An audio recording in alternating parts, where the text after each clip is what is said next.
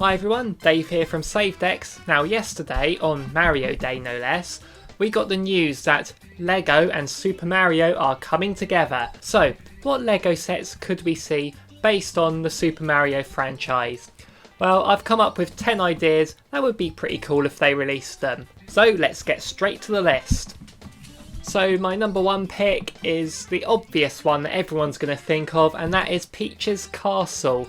Now there's been many different designs for Peach's Castle, but I'm going to go with the one from Super Mario 64 as it's probably the most iconic.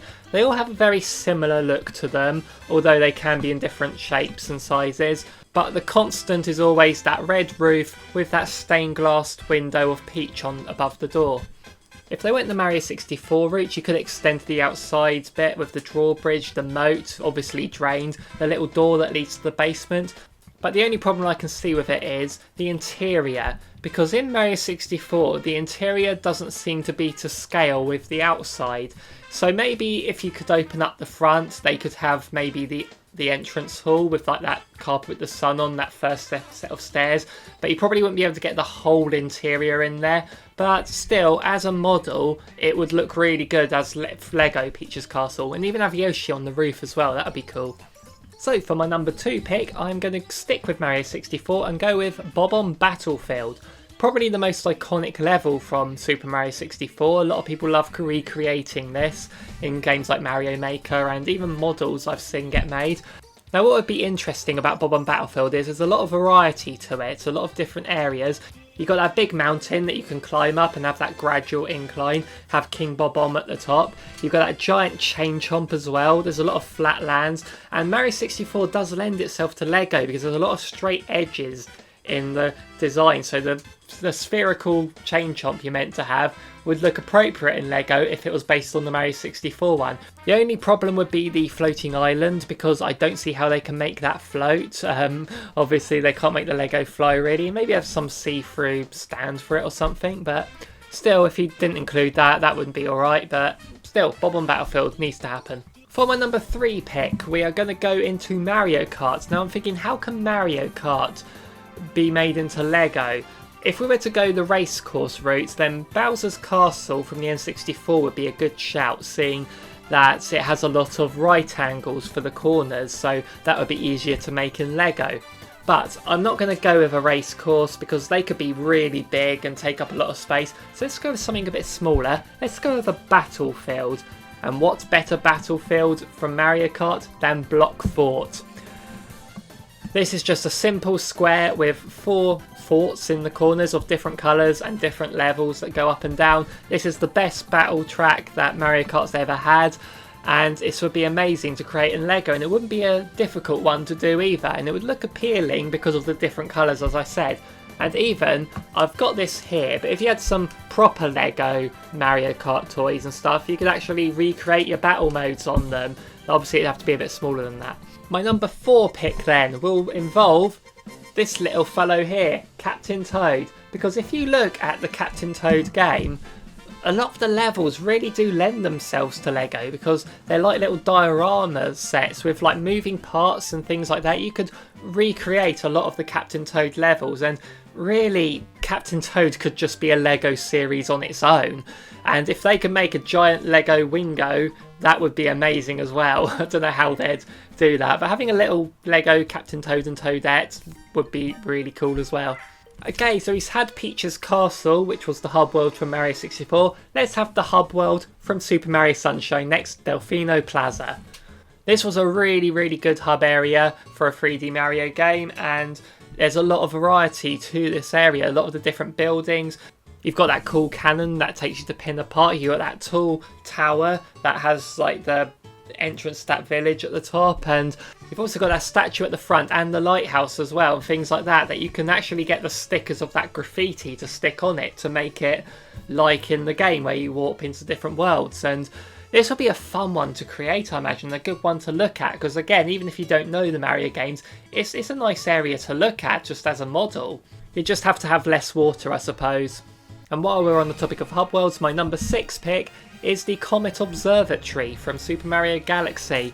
Now this is probably going to be a more difficult one to make because there are several floating bits, but I did notice when I was exploring this area to capture the footage that a lot of the higher up platforms are attached to the middle structure, so I don't know whether that would be strong enough to hold up the Lego, but they can reinforce it somehow.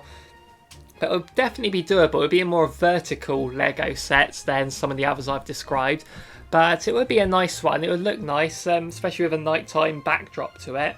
And it'll give you the opportunity to include Rosalina in a Lego set, as well as the Lumas and also star bits as well.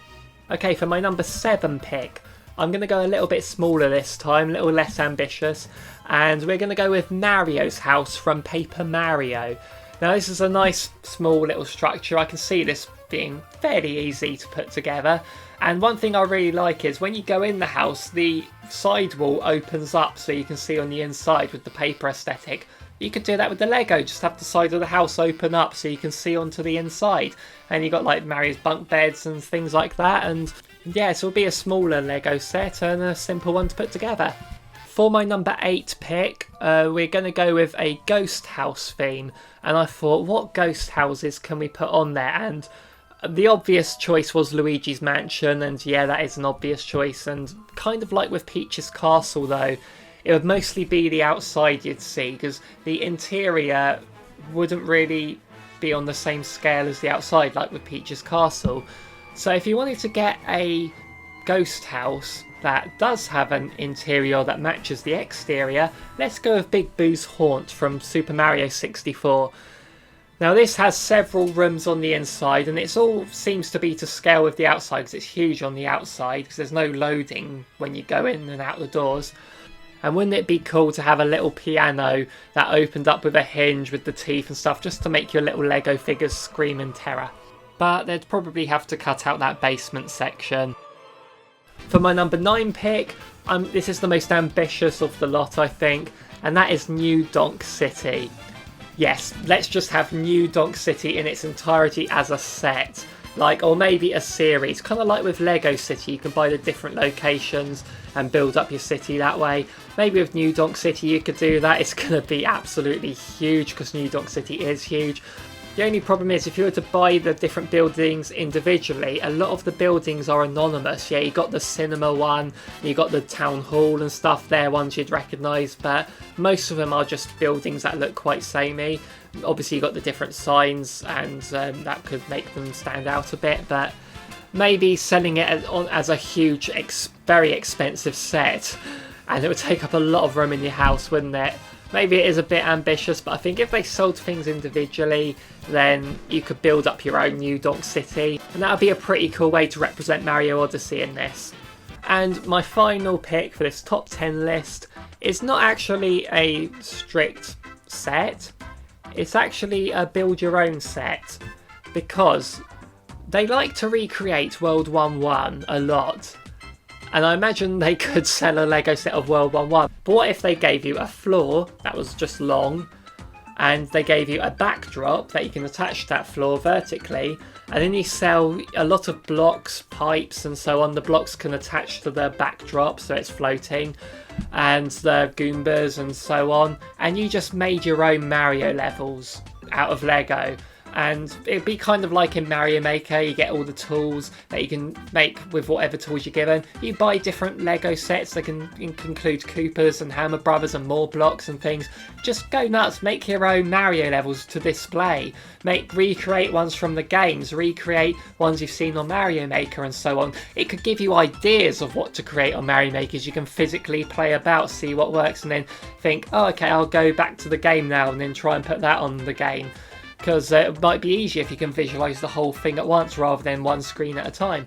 So yeah, I think people can do a lot with just making their own Mario levels out of Lego. So those are my 10 ideas of what they can bring to Lego Mario. What are your ideas? Let me know in the comments down below what Lego sets you'd like to see. While you're down there, make sure you hit that subscribe button, give it a like if you like this video, and I'll see you in the next video. Bye bye everyone.